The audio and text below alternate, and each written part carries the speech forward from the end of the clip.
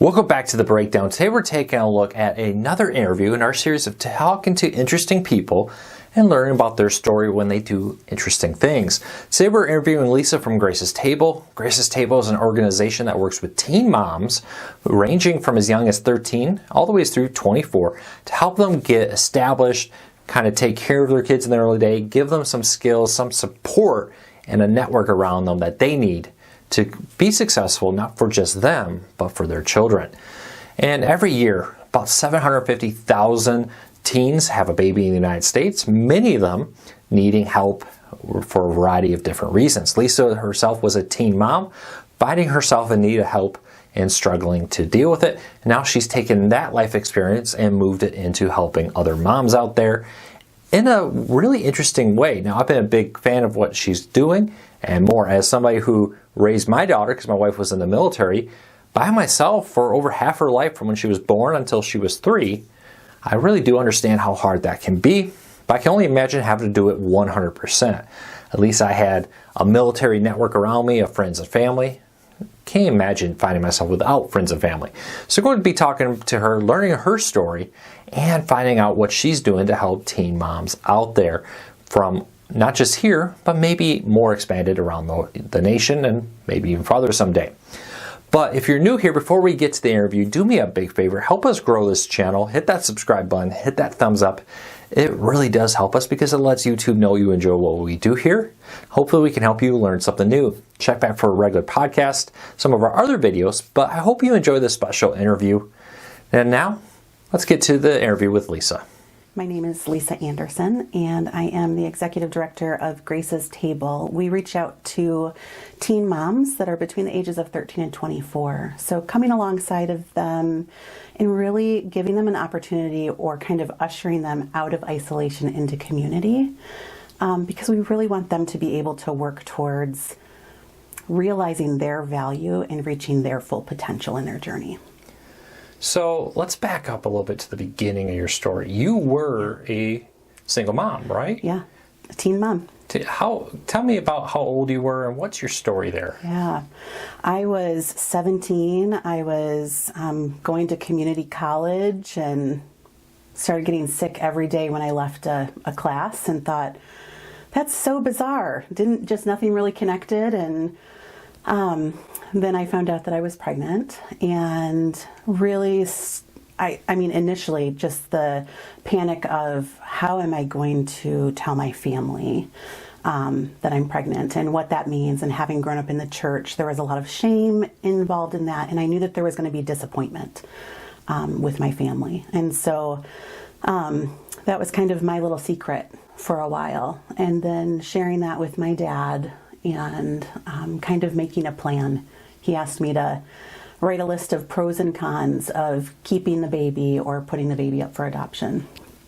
And I told him I would write any list he wanted me to, but I already knew that I wanted to raise this baby.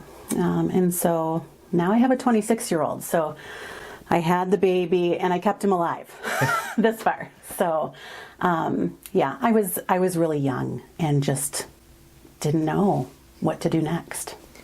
Yeah, as a parent, keeping the kid alive is half the fight. That's true.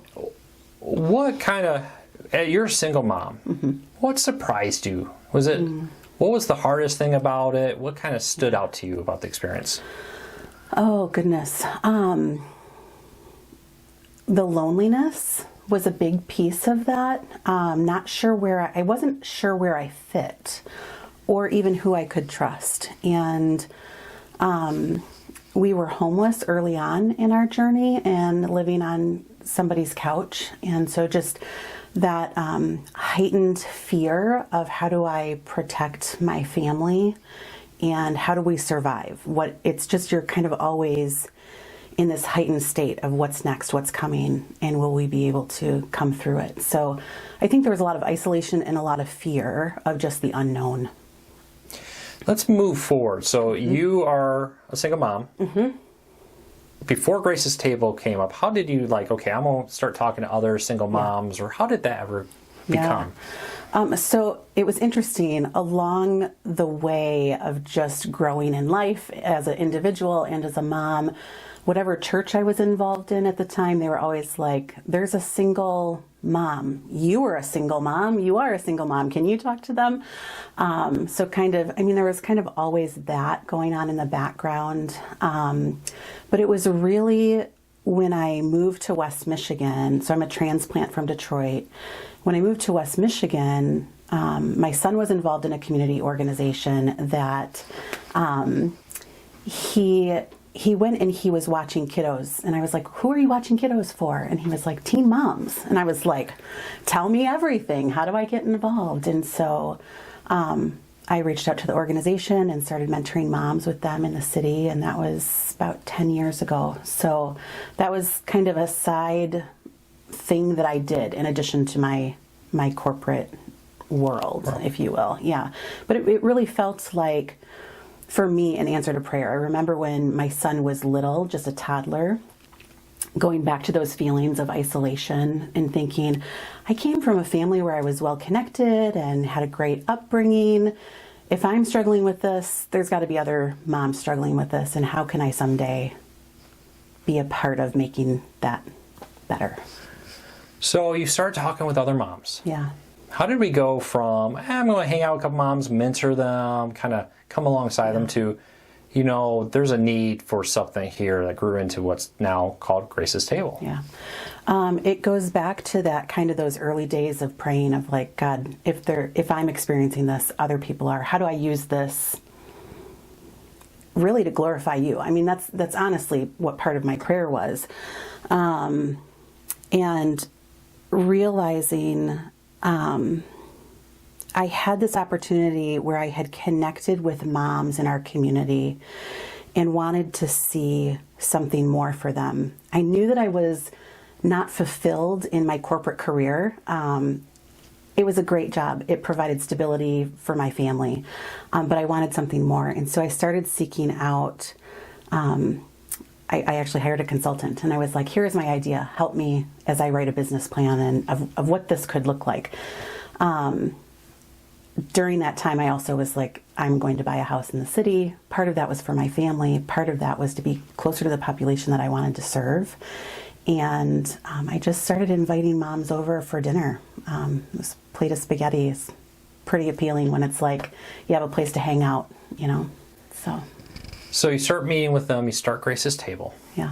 Kind of tell me, so you have dinner with them, but what in total do you do with them? How do you try to help these single moms? Sure. Well, that first year, Luke, it was like, just come over for dinner and just have a place to hang out and to connect and talk.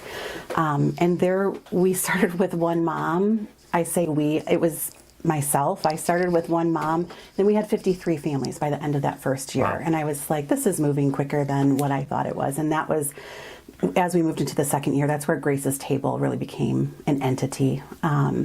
And it was to really create an opportunity where moms could come, have a safe space, and have a place where they could be mentored, regardless of what part of their life it was. Was it them as an individual, as a mother? Is it parenting skills?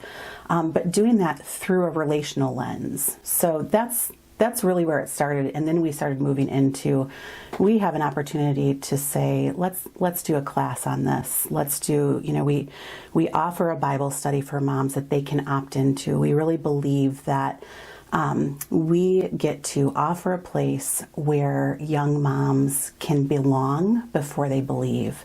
And so we want it to be part of what they are drawn to, attracted to, and choose for themselves, but it's not required. So moms could come and they could participate in Bible study, or they could just come to what we would say is called around the table. You're going to have a meal, and then you're going to hang out with a group of maybe 8 moms and a couple leaders, and we're really going to talk about certain things in life. Is that relationships? Are those boundaries? Are those educational next steps or career? We've created what we call our 5 pillars that create space for moms, and it focuses on spirituality, parenting, adolescent transitions, career, and education. So it gives them the opportunity to move into the area that they feel they want to grow in. So your name is not Grace. My name is not Grace. Grace's Table, how did you get the name? Yeah, so people call me Grace, and I will always answer to that. and I'll tell them later that my name's Lisa. When I actually secured an apartment for myself and my son all those years ago, we moved in and we had a blow-up chair, and he had a bed. And for me, the kitchen is like the heart of the home. It's like I want people to feel like they want to come and linger, and I wanted a table to be a place where my family knew they could come and we would do all the things there. Hard conversations, good conversations. It would be like the anchor of our home. And so my son and I went garage sailing one day, and I really love old things and had always hoped to have a really large family someday. And as we were garage sailing, I saw this, to me, huge table. There were 8 chairs and 2 leaves, and it was really old. And I knew I had to have it. And I saw the price tag, and there was no way.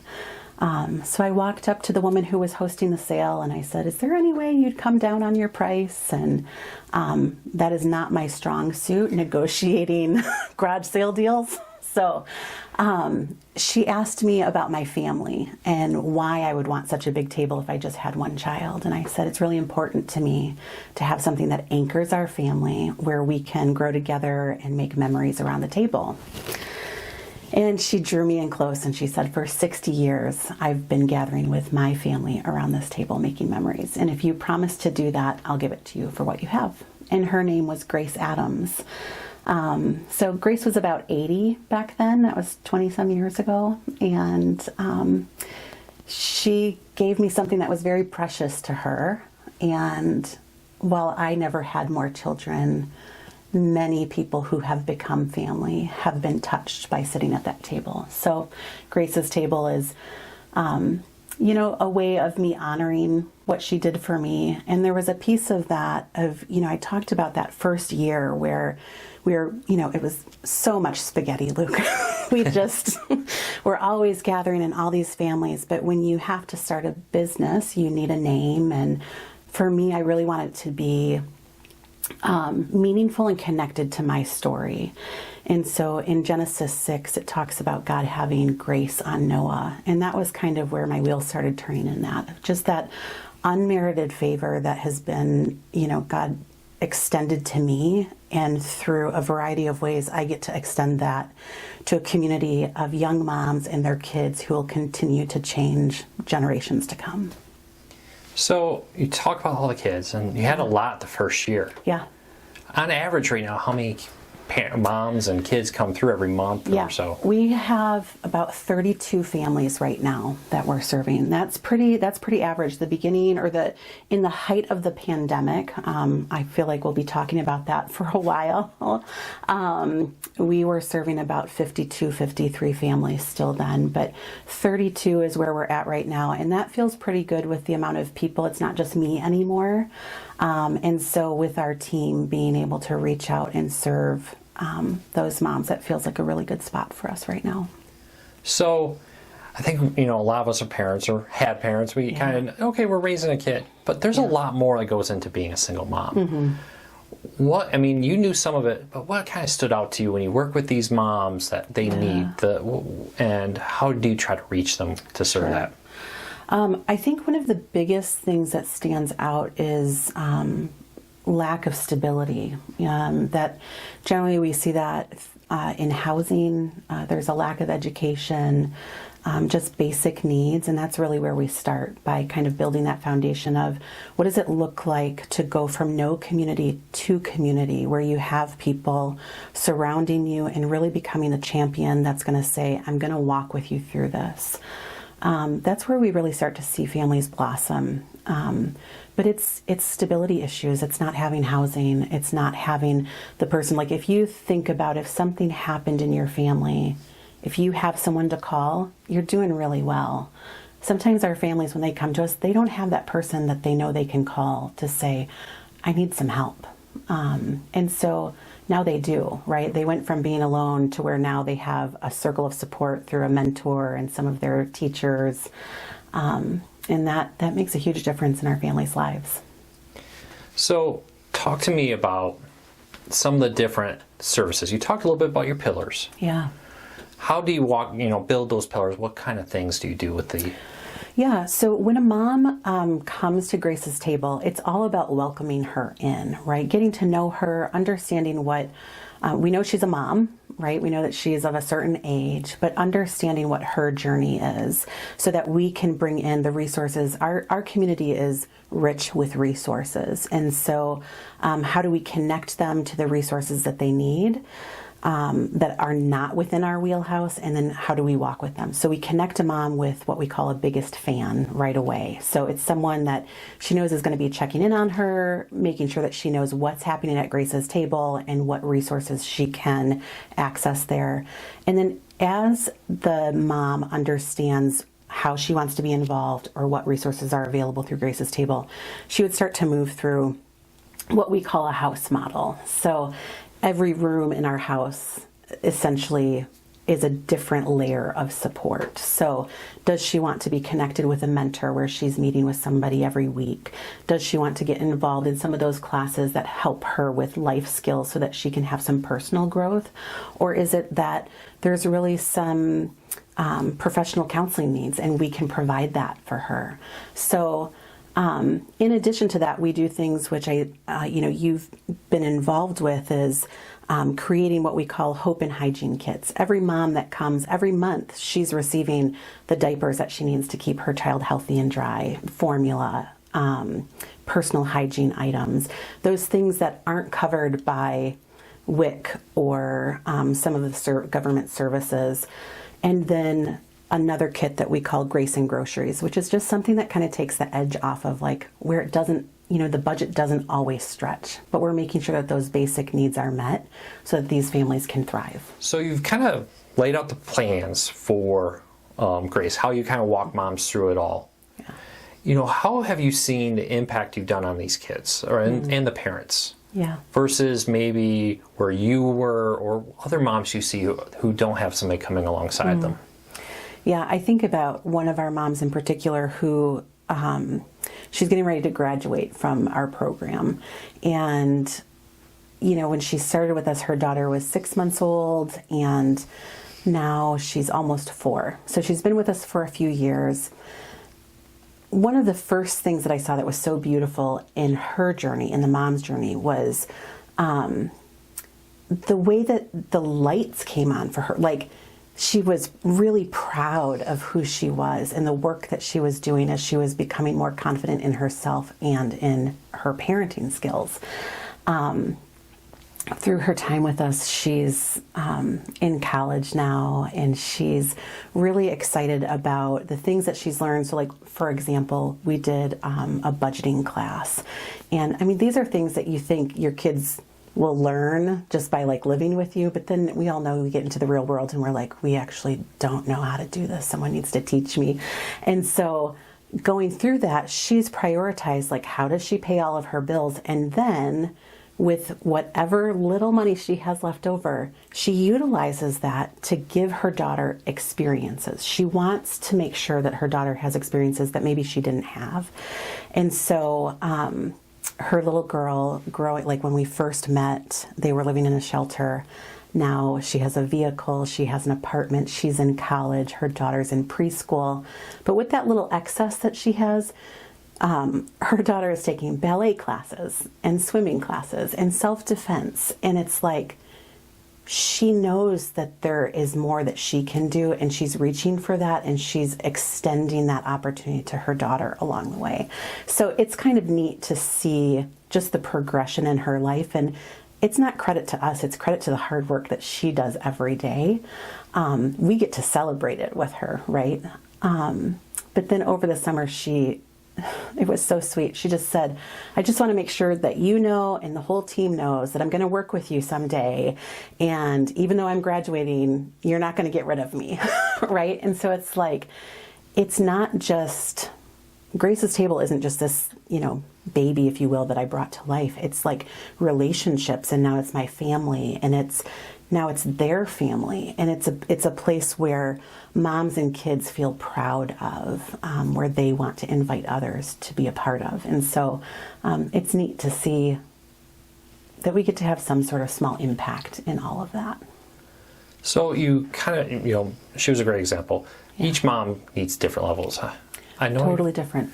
I know you've been working on a Grace's Place, Yeah. right? That's the right name, to kind of work with moms who need more help. Can you tell us about that, what your plans are for that? Sure. So we call it Space for Grace, and that's going to be our residential opportunity for moms. So we kind of talked earlier of like, what is the one thing that we see with a lot of moms? And it's a lack of stability. So when we have a place that we know we can depend on, stable housing, that's a really good starting foundation.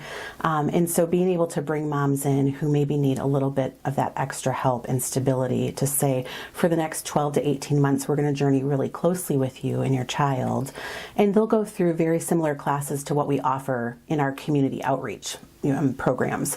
But housing will be a component of that. And so there will be all of the things that we talked about as far as like mental health resources and life skills and mentorship, but then also bringing in the family aspect of it and helping them plan for their next steps so that when they're done with the residential program, they'll be ready to then establish themselves on their own in their own home. So you mentioned graduating out. Yeah. Kind of take me from like, what's the earliest point that mom can join? Yeah. And how do you move them forward into graduating, and what's kind of the rules and how does that all work? Sure. So a mom can come to Grace's Table as long as they're between the ages of 13 and 24 and they're pregnant or parenting. Come on in. We're here for you. And then what we're working on right now is every mom comes to us with different needs. And so it could be that it is just a short segment of her life that she's like, I need a little bit for 6 months of just kind of learning some of these tools that you offer, or the mentorship opportunity, and then she may elect to opt out on her own. We're in the midst of creating a 2-year program for moms where it would be like, yes, we're coming in at this point, and then within 2 years we're graduating out, and these are the things that we're going to accomplish during that time. Having been we starting with that plate of spaghetti into now there's all of these opportunities. We've had moms who have been with us for a few years and then they reach 24 and it's time to graduate.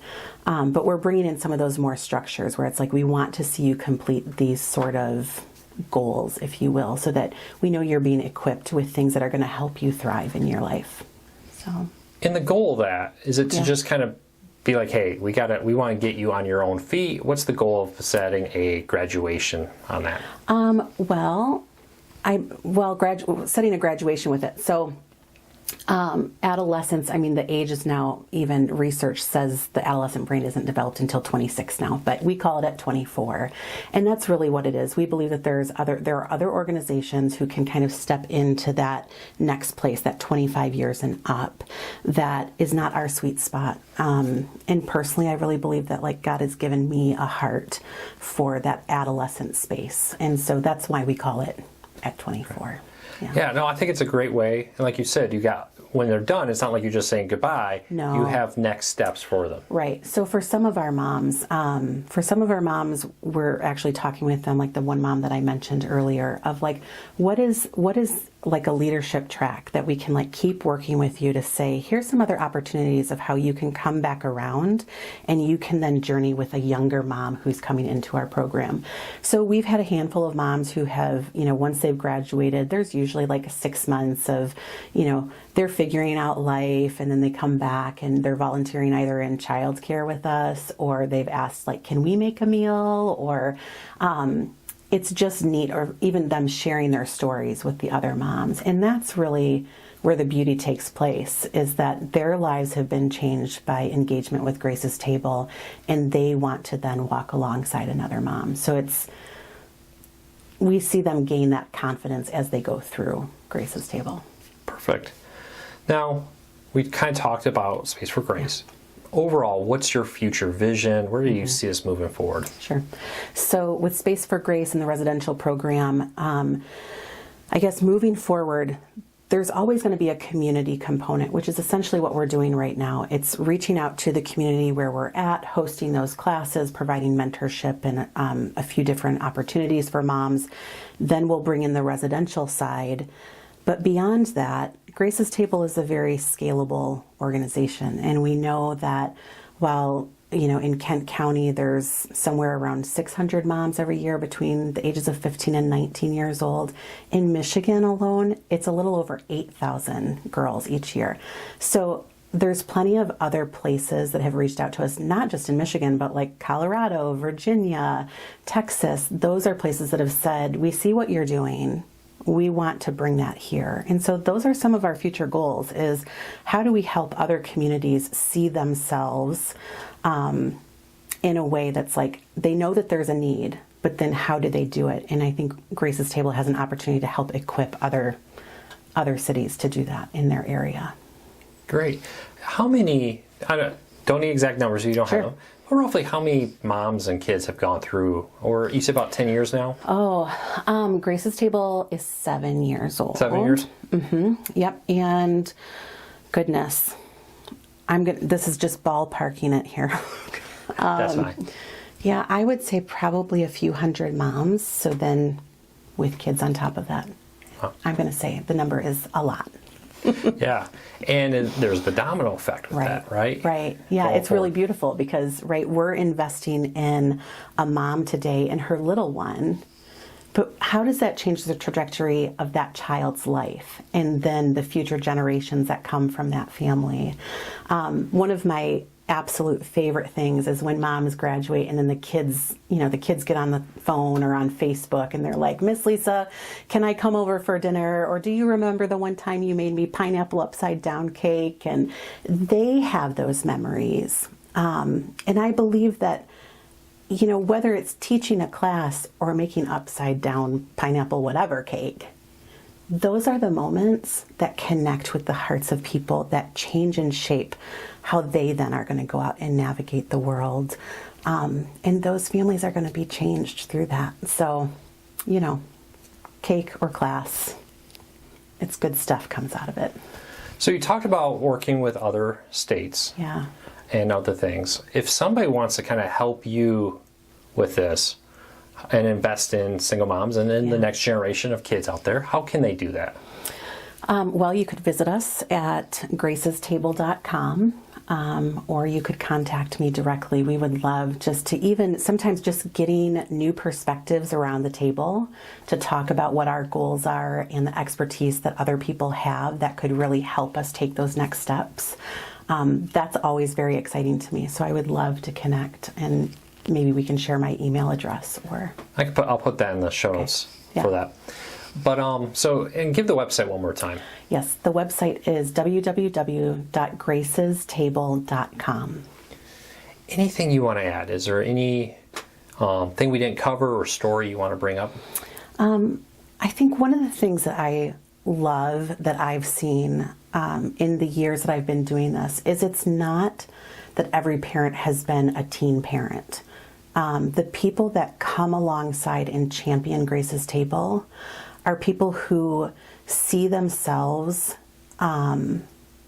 with something to offer, right? We talk about the table all the time, and we want to continue to pull chairs up to that table and create access and opportunity.